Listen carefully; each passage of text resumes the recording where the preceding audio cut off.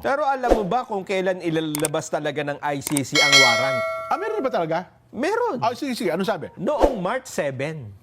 March 7 pa talaga. Oo, ibig sabihin, alam na nila talaga na may Kasi March 10, nagtatalo-talo pa no? Oo. Kasi sa report nga natin, mag-isa pala tuntunan ito, walang makapag-kumpirma. Kasi doon sa website ng ICC, wala din. Pero ang contention lang yan nila, hindi naman obligado ang ICC na i-post sa kanilang online Yun nga. page Oo. kung may warrant o sa kanino mang partikular na tao. Pero kung may ganitong warrant dyan, ito ba ay hindi makukumpirma ng Malacanang? Ay, tsak makukumpirma. Siyempre, do-double check na Malacanang yan. Alam mo ba kung sino may sabi na March 7 ay may warrant na? Dito lang sa Pilipinas, tapos may singit ko lang. Oo. Kapag meron kang warrant of arrest na hawak, judge ganito. Judge, sa iba talaga ito. Baka Oo, mamaya siyempre. yung warrant section namin Oo. mahuli ka. Tatanungin, di ba? Oo. Itatanong. May mga ganyan na. Yung nabiktima, prank pala. Di ba? Peki pala yung warrant of Yes, arrest. oo. Ay, hindi naman common. Siyempre, Malacanang, subject for confirmation talaga yan. Correct. Di ba? Oo. Ngayon? Ito yung report po ng isang Southeast Asian correspondent ng BBC News. Okay. Sabi niya, the warrant was issued on March 7. Ayun. Oo. The ICC has not publicized the warrant Ayun, yet. talagang hindi na nila Oo. kala. Oo. Apparently, it won't routinely do that until it has suspect in custody. Talagang hindi nila nilalabas. Practice pala talaga nila. Maliban ng kapag nasa custody na nila, yung, Yes. yung subject ng warrant. Pero siyempre, Okay. dapat ipaalam mo yan doon sa gagamitin mong Ay, siyempre. aresto, di ba? Oo. And therefore, matagal na nilang alam to, Jen. Oho. March 7. Kung March 7 pa di ba? Di sa'yo last week pa yan. Oo. Oho. Tapos ito ang nung binanggit nung report ito diyan sa BBC, hindi Oo. hindi pa nililipad si Duterte. Oho. Kaaresto pa lang eh. Ayun. Ang sabi niya, it's very possible they may fly him to The Hague very quickly. Mabilisan Oo, talaga. yun talaga nangyari. Okay. What was unexpected, ito yung kanyang ipinagtataka, Jen, Ano niya ang hindi inaasahan, ang mga hindi inaasahan ay ang... was that the government of the Philippines, headed by President Marcos, Oho. would move so decisively Ayun. against such a high-profile and still very popular figure, a former president Oho. who, remember, was an ally of Mr. Marcos Ayun. until quite recently and still has a huge support base. So, yung reporter na yan, parang nagtaka din. Kasi parang napakabilis ng implementasyon. Kasi, planado talaga Yun eh. nga. Oo. Ito pa sabi niya, President Marcos had said Oo. he would not cooperate with the ICC investigation. Okay. And remember, the Philippines under President Duterte has actually left the jurisdiction of the ICC. But the prosecutors there have been investigating alleged crimes against humanity. Oo. The killing that were on drugs from before the time of the Philippines in 2019. That's why they still have a mandate. Ayun. But now, what I think expected President Marcos to move so decisively against his former ally, now bitter political rival. Oho. And I think people perhaps weren't expecting the possibility that for President Duterte, it might get well be flown immediately to The Hague. Yun nga ang nangyari. Oo, hindi nila inaasahan yun. Na Ha? ganun kabilis, di ba? Na talagang hindi na pinatagal ang Pangulong Duterte Yes. dito sa Pilipinas. Oo. So pati pala mga foreign correspondent, pati yung ibang mga political analyst, Oo. ang sinasabi nila ay kakaiba dyan, yung madali mong ipasasakay Oho. ang isang ipinapa-aresto ng ICC. Hindi niya pangkaraniwan Hindi na nangyari yun. karaniwan. Kasi sa dami ng mga inaresto ng ICC, pinaaresto, ha? Oo. At yung iba, gumamit nga ng Interpol, Oo. hindi naman agad-agad na dadala sa Totoo. The Hague. Oo. Oo. Kasi yun ang punto ng kabila. Na ito niya, gaya ng ginagawa natin ng Interpol, nakikipag-ugnayan tayo, nakuha natin si Alice Guo sa pagkipagtulungan ng Interpol, ang ilan pa, tayo ba niya, pinakikiusapan ng Interpol ay hindi ba tayo tutugon sa kanila samantalang may pananagutan tayo bilang mga mga bansang may pakikipagtulungan sa Interpol? Okay. Yun ang ginagamit na dahilan eh. Ayun nga. Ito nga, basta pakinggan na natin, Jen. Oh. Baka sabihin nila, sabi mo lang yan, Jen, wala namang ganyang katwiran eh. Ha? Ganon. Ito, pakinggan ho natin mismo ang Pangulong Bongbong Marcos. Ba't ba inaresto si dating Pangulong Duterte? Bakit pa ang bilis? Ano? Oo, Sige nga po. Pakinggan nga natin ang dating Pangulo. Kung handa na. Kasalukuyang Pangulo. Ang kasalukuyang Pangulo. Pangulong Bongbong. Ayan. Sige nga. The government is just doing its job. Wala namang, it's not because it's one person or another that we do the things that we do.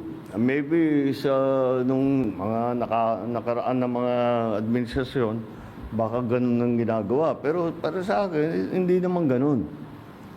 Sumusunod tayo sa batas. We are a member of the community of nations. We must live up to our responsibilities, to the commitments that we have made to the community of nations. Ayun. Ay, ang linaw, no? Sinabi ng Pangulo, tayo sumusunod. Aha. Sinusunod natin ang kasunduan at yung Community of Nations. Kaya nga, pinadaanan niya sa Interpol. Yun nga. Oho. Ang sabi naman ng iba, Jen, teka muna.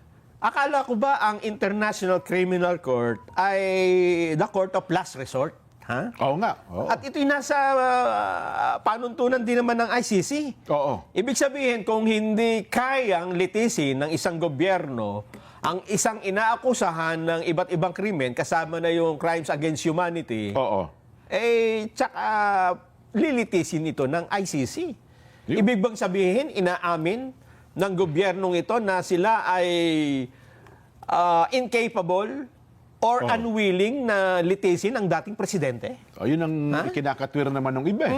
Kasi kaya niya pumunta na sa ICC, mukhang nai-impluwensya ng mga korte ba sa Pilipinas? Ayun. Ganun ba ibig sabihin ng Ganun ang lilitaw, di ba? Kaya hindi dinidinig ang mga kasong isinasampa sa dating Yes. Pangulong Rodrigo Duterte? Correct. Samantalang ang mga past presidents, gaya na ni former President Joseph Estrada, Yan. ay nakulong, nilitis ho sa Court ng Pilipinas. Oho. Si dating Pangulong Gloria Macapagal Arroyo. Oho. Nakulong din at nilitis sa Pilipinas. Oho. Kaya ang sabi ng ilan, teka muna, bakit nyo minadaling dalhin si Pangulong Duterte?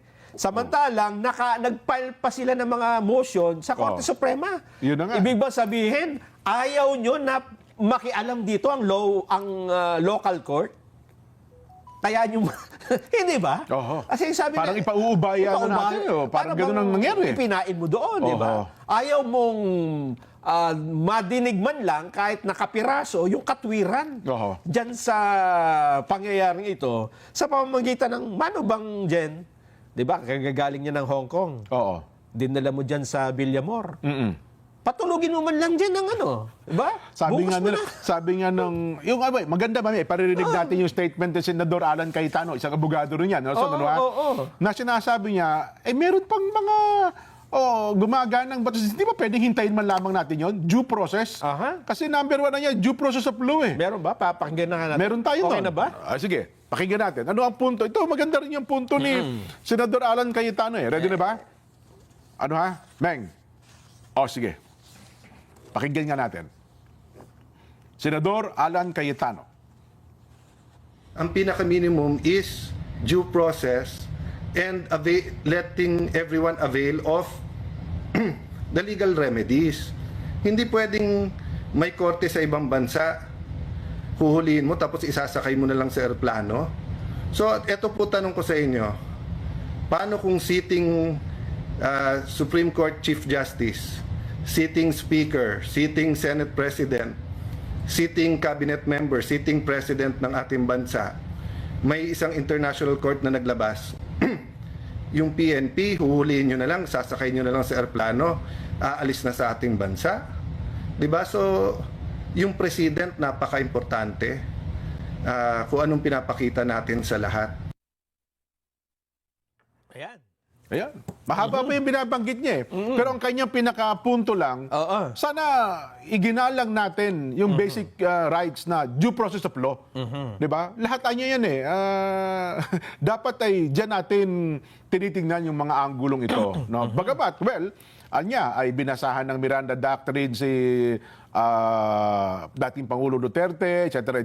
Pero ngayon lang kanya sa nakakita ng high profile kaya ng dating Pangulo Duterte na hinuli, sinakay sa aeroplano at inilipad palabas ng bansa. Nabiglaan. Mukhang kakaibaan niya yun. Yun ang punto naman ni Senador Alan Cayetano, ha? Oh.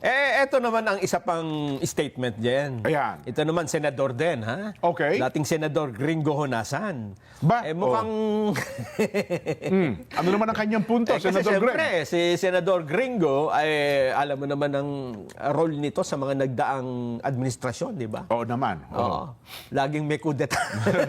Nung siya aktibo pa Oo sa nga. AFP. Oo. Ang sabi niya, both President Bongbong Marcos and Justice Secretary Boying Remulla have consistently asserted that the Philippine justice system is functioning. Di Ay, ba? tama naman. palagi Gumagana. nila sinabi, oo. Ang lahat ng sangay ng ating pamahalaan, maging ang mga korte. Yes. Totoo. And that Oh. we are not a failed state.